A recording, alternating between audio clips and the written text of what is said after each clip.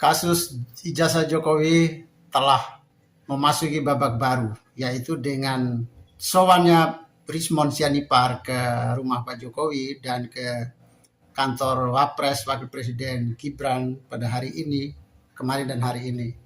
Maka babak baru telah dimulai. Sebelumnya, Egy Sujana sebagai pengacara dari tim ini sudah sowan ke Pak Jokowi dan meminta maaf juga dan mengakui bahwa ijazah Pak Jokowi asli, bukan palsu. Rismon Sianipar juga sama, datang ke Jokowi dan ke Pak Gibran, Wapres Gibran, dengan menyatakan maaf juga dan mengakui bahwa ijazah Jokowi dan Gibran asli juga dan tidak ada halangan apapun secara administratif.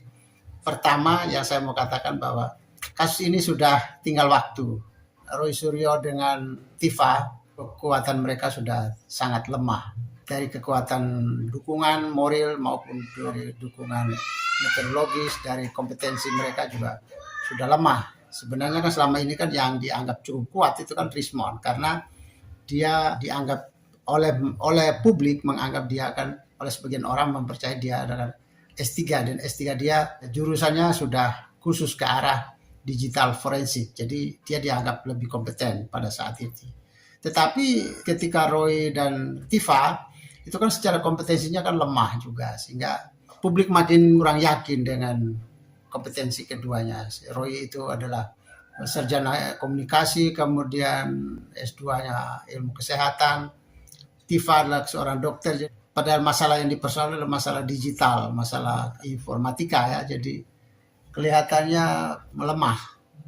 Melemah juga dari segi jumlah follower ya, jumlah pendukungnya ya.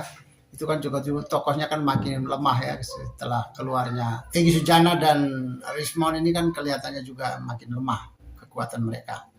Sehingga saya berpikir ya kayak tunggu waktunya saja yang paling tepat ya, bagaimana sih proses kemunduran dari Roy dan Tifa, atau proses negosiasi atau proses ya katakanlah semacam rekonsiliasi lah dengan Pak Jokowi, atau proses pengakuan keaslian ijazah Jokowi, kan tinggal menunggu prosesnya, menunggu waktu saja lah sebenarnya.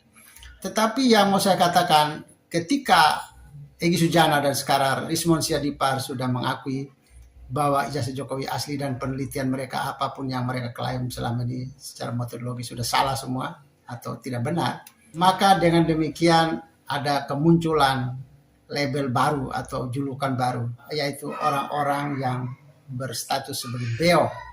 Ketika Rismon Sianipar dan Egy Sujana bertemu Pak Jokowi dan sekarang katakanlah mereka berdua boleh dibilang termu lagi ya, ternak Mulyono lagi ya, atau pendukungnya Jokowi lagi ya, akhirnya yang lain sisanya adalah jadi beo. Mengapa saya katakan beo? Beo itu artinya selama ini nih kita mengelukiskan beo itu adalah orang yang sikapnya membeo, mengikuti arus saja tanpa harus memikirkan benar salah, logikanya sudah sulit bermain ya, sehingga ikut-ikut sajalah, ke sana ikut, ke sini ikut, jadi itu membeo. Jadi ketika Roy Suryo, Rismon Sianipar, Egy Sujana, Tifa selama ini berkoar-koar di medsos tentang kepalsuan ijazah Pak Jokowi, kan yang lain kan begitu percaya betul ya, baik dari sekelompok ilmuwan sampai dengan politisi juga dan masyarakat biasa juga gitu ya. Jadi kayak mendapat angin ya, mendapat momentum untuk menyerang Pak Jokowi atau menertawakan Pak Jokowi ya. Yakin bahwa ijazah Pak Jokowi itu palsu benar ya, ketika 3 RRT ini atau Rismon, Roy dan Tifa ini membangun dengan segala macam argumentasi yang meyakinkan publik secara ekspresif. Ya orang kan mulai berpesta pora ya, bereforia ya. Wah Jokowi palsu, Jokowi ijazahnya palsu. Nah, ketika sekarang Pak Rismon Sianipar dan Pak Egy Sujana sudah berbalik arah, mereka mendukung Pak Jokowi sekarang, berarti kan yang lain jadi apa? Yang kemarin satu kubu, termasuk kubu yang follower yang mempercayai omongan RRT ini, yang lain jadi beo kah? Beo itu artinya kan ya orang yang suka-suka ikut-ikutan saja tanpa harus berpikir panjang lah. Yang penting kelihatan ada alasannya benar apa enggaknya ya, argumentasinya benar atau salahnya kan tidak dipersoalkan. Yang paling penting kan ada alasan yang ya dipaksa-paksa aja lah, masuk akal aja lah. Rismond dan Egy Sujana menuju rumah Pak Jokowi dan mengakui lalu mohon ampun atau meminta maaf kepada Pak Jokowi sekeluarga, Pak Gibran. Maka sisanya itu adalah beliau. Beliau adalah orang-orang yang begitu mudah mempercayai pada apapun yang dihembuskan oleh orang atau dalam hal ini RRT ini. Apapun yang dihembuskan dipercaya. Wah, benar. Dan ini tragedi ya, bangsa kita ini tragedi. Tragedi orang yang bisa menyebarkan hoax, tragedi orang bisa fitnah, dan tragedi orang-orang yang sangat mudah mempercayai sebuah fitnah atau sebuah hoax. Hoax dianggap benar, fitnah dianggap benar. Jadi saya berpikir bahwa tanggal 28 Maret ini kita ini tidak sekedar untuk membatasi hari atau tanggal, membatasi anak-anak kita 16 tahun ke bawah harus tidak boleh bermedsos lagi ya. Saya berpikir ini sepertinya juga orang-orang yang menyebarkan hoax. Kalau mau kita lihat dari segi konsumen, jangan-jangan ini orang-orang yang mudah mempercayai orang-orang beo ini juga perlu dibatasi. Jadi mereka ini sudah dewasa, tapi kekanak-kanakannya ada, yaitu mudah mempercayai orang lain tadi. Mudah mempercayai pada omongan seorang yang tanpa bukti. Ini ke kelompok anak-anak ya. Anak-anak dari segi usia oke, 16 tahun ke bawah. Tapi ada juga anak-anak dari segi kematangan pribadi. Kematangan mental, kematangan kepribadiannya juga belum matang. Orang-orang seperti itu tuh perlu dipertimbangkan untuk diputusi aksesnya dengan media sosial. Mereka dianggap orang tidak layak bermedsos. Karena mereka mudah percaya dan mudah menyebarkan informasi yang salah. Pemerintah perlu membatasi juga orang-orang yang umurnya sudah dewasa tapi sifatnya masih anak-anak. Jadi yang harus dibatasi di Indonesia itu orang penyebar hoax, orang tukang fitnah, dan orang ujar kebencian. Itu yang perlu dibatasi untuk tidak boleh melayani, tidak boleh memberi kebebasan mereka untuk berakses kepada media sosial. Kalau mau harus melindungi mereka-mereka ini adalah orang yang belum dewasa dalam hal bermedsos atau dalam hal menangkap sebuah berita. Yaitu mereka-mereka yang beo ini, kelompok beo ini. Kelompok beo itu harus dibatasi juga dari media sosial.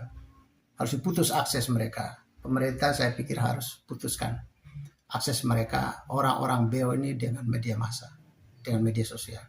Yang berikut yang saya mau lihat, kasus ini menambah bobot bagi Jokowi. Menambah bobot Jokowi untuk semakin populer, untuk semakin mendapat tempat di hati rakyat. Minimalnya sekitar 30% pendukung Jokowi akan tetap setia dengan Jokowi. Makin setia, makin mencintai Jokowi sekarang. Dan kemungkinan besarnya juga orang-orang yang selama ini bersikap netral, bisa juga netral, tapi mereka boleh saja mereka selama ini tidak mendukung Pak Jokowi, tapi mereka sebenarnya orang-orang yang berpotensi untuk sikap netral.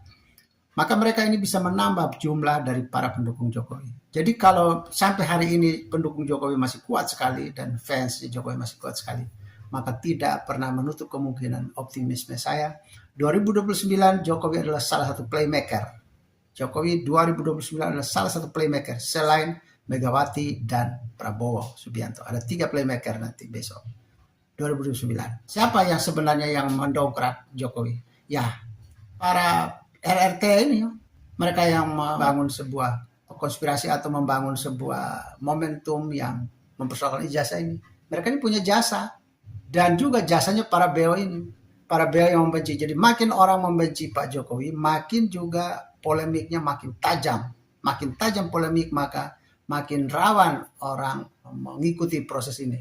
Maka memancing emosi masyarakat makin tinggi.